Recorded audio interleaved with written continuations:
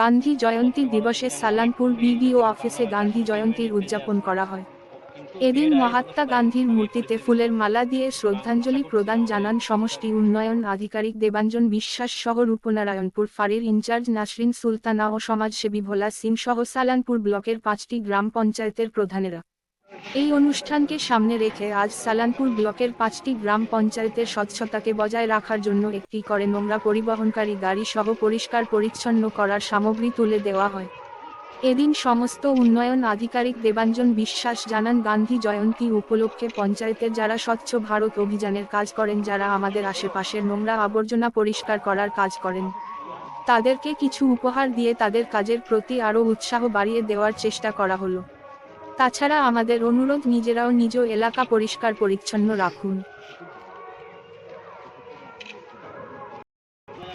ঠিক টাইমে প্রতিদিন কাজ করেন এবং যে এলাকায় যখন যাবেন সেই টাইমে যেন যান। টাইম যদি অনুষ্ঠান আপনাদের আজকে 6 অক্টোবর গান্ধী জয়ন্তী, এই উপলক্ষে আমরা স্বচ্ছ ভারত মিশনের যে প্রোগ্রাম রয়েছে সেইটা আমাদের ব্লকে চালু করলাম। মানে এতদিন চালু ছিল, কিন্তু আজকে একটা সবাইকে নিয়ে যাতে সবাইকে উৎসাহ দেওয়া যায়, সেই জন্য আমরা আজকে একটা দুটো টোটো এবং এখানে যারা কাজ করবে তাদের কিছু টিপস দিয়ে তাদেরকে অনুপ্রাণিত করার চেষ্টা করলাম।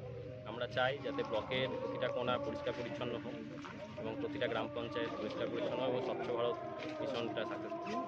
কটা পঞ্চায়েত? ব্লকের 11টা পঞ্চায়েতেই স্বচ্ছ ভারত মিশন চালু আছে, কিন্তু আমরা আজকে 5টা পঞ্চায়েত যেখানে হাইলি পপুলেটেড এবং মার্কেট আছে সেইগুলোকে লক্ষ্য করে আজকে এই প্রোগ্রামটা করেছি। কী কী দেওয়া হলো?